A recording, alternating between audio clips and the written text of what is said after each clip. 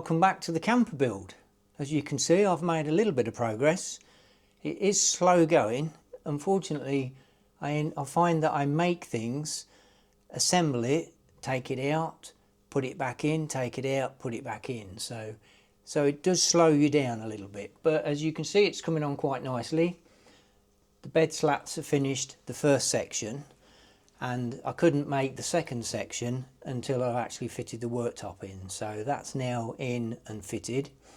And as you see, I made a softwood frame with some 5mm plywood on, and then the finished surface is laminate flooring. So the work surface will match the little bit of floor that we're going to put on. So the next section that I'm making, which is on the bench at the moment, is this section that lifts up. And as that lifts up, this will be the same finish as the work surface. I'm fitting a couple of sockets that end, so we've got something to plug the kettle into or anything else. And also I've finished in here. If you remember, the pipes were showing from the air conditioning unit, and I said at the time I need to box them in. So I've made a little box that goes in there that covers all that up as well. Particularly when you open the access on the side, you could see all the pipes, and I didn't like that. So that goes back in there. This section that lifts up, they will all be fitted in, obviously, because when it tilts up, they'll all fall out otherwise. So, so that's that. Are we having a day of stating the obvious? Yes, obviously. I put a vent in here because of the aircon unit. So I just wanted to let that breathe a little bit more. So I've not fixed this in yet. So this is where the aircon unit is, the condenser unit. Again, this will have locks on it. So that's the unit fitted in. It's a drain pipe. To fire this unit up, you've got to have this door open because it's where it's vented from. So I'll have some hooks that hold this back. And then also I fitted this one on the front here. And that blows out air from there. So the aircon unit, as you can see, is the Obi link, air conditioning, heating and dry air ventilation as well. I've again tried to make sure that I can access everything in case it went wrong and I need to get it out. So things like these panels aren't fixed in, they're just held in place because the worktop I've fitted battening round there, so when the worktop went in, that holds that in place. But I've made it all so I could unscrew this worktop, pull it out, and then this panel comes out and I can get the aircon unit out. And it's like this panel here, this panel just lifts out. Because, and I didn't know at the time, but at the bottom here is a filter that I have to get to and pull out. And believe it or not, I can pull the filter out from there. So I've got a little pipe here. This will have to go into, I'm not going to put it into the waste tank. I'm just going to put a small bottle there. It's for condensation trap, that's all that is. So yeah, that just fits back in there like so. And this is why I needed a sink that had a folding tap.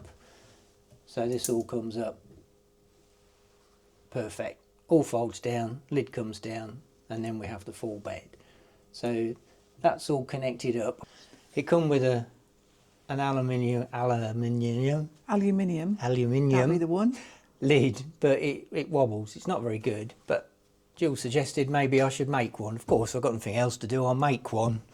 So I might make one out of the same finish and sink that in, but forgive the pun there. So let's talk about the power. So I've got this power bank in. This is the FozzyBot. It's 2,400 watts of power, and I really haven't got a lot of 240 volts. It's got a built-in inverter and everything, so but most of what's in the camper runs off the 12 volt side anyway. So I've only really got the air conditioning unit and the microwave running off the inverter side and the two sockets that I'll have up there. I've also got an outside socket to go in as well. That FozzyBot is fitted down onto this base. I've not fitted that in yet. So it's fixed down onto the base, and as you'll see, I've got ratchet straps on that, the sort that you can actually pump up and get it really tight, because I don't want that to move. Jill's made up some little covers, because these ratchet straps are quite close, as you can see, to the plug and the side of the Fozzybot, the power unit. So she's made some little covers just to make sure that they don't chafe. I'll just undo that and show you. Yeah, so as you can see, you know, that thing, I can pull the camper over, that isn't moving, that isn't coming out of there. But to get that out, there's only 4 bolts and it slides out on this shelf. So you can pull that whole thing out if I needed to access that. The same with the hot water heater, 2 bolts on that, and that slides out as well.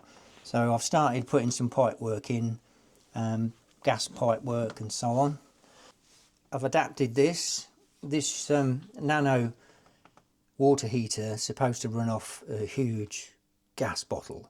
We don't have that room to do that, and I didn't know if it was going to work, but I've played around and it works perfectly. I bought this off the internet, and I also have an adapter to go on here, and it goes on these tiny little cylinders, and I can use different type of cylinders because of the adapter, and that gives us the hot water. And then this fitting down here is to the outside shower. Everything is only temporary fitted in at the moment because it's all got to come off again on the outside when I PMF everything. So this is the shower head, obviously, and this here, you'll just push that in there, connect that. As soon as you push that in, that opens the valve, so the hot water is coming directly from the Nano water heater. The temperature is already set on the Nano, and when you finish, the shower head's got a button which controls the flow. So as soon as you press this button, that fires the pump up and you've got hot water. We've got an external shower cubicle to assemble and go on the side, but that's for a later video. So as soon as you disconnect that, that shuts off the water. And the microwave. And again, the microwave, you'll see it's bolted to the shelf that it's on, and 4 bolts from underneath the drawer, accessed underneath there, and this drawer lifts out really easy anyway, and the microwave just slides out on the shelf, so you can lift the whole thing out. You can't rely on this very thin plasticky frame to hold this in, particularly because it's in a camper. If it was in your house, probably slightly different, but in a camper this is going to go over rough ground and be jolted and tilted, so needed to be really secure. So this frame isn't fixed at all, it's just sat up against my cabinet that I've built, and everything else is bolted to the shelf and ratchet strapped as well. So this is an IKEA drawer that I had to adapt, and decided to line it out so stuff don't move about too much. Jill's going to make some little bits and pieces to go in there, aren't you? Some foam fillers to hold the plates so they don't smash against each other. Yeah, that sort of thing. And like the tray, the glass thing out the microwave, that'll all go in there. So as I said, I'm working on this. This is the back section for the bed. So the last part of the bed, just spin this round.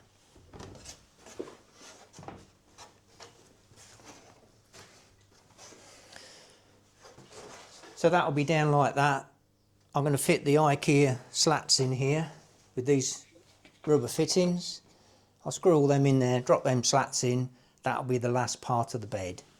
And then these 2 holes here are for the double socket that's going in there. So when that's lifted up, we've got the double socket, our sinks here and so on. So folds down, and that's the bed. So I think that's it for now. It's a lot of work. Bits and pieces in and out, but it's coming together. So that's it for now. To be continued. To be continued.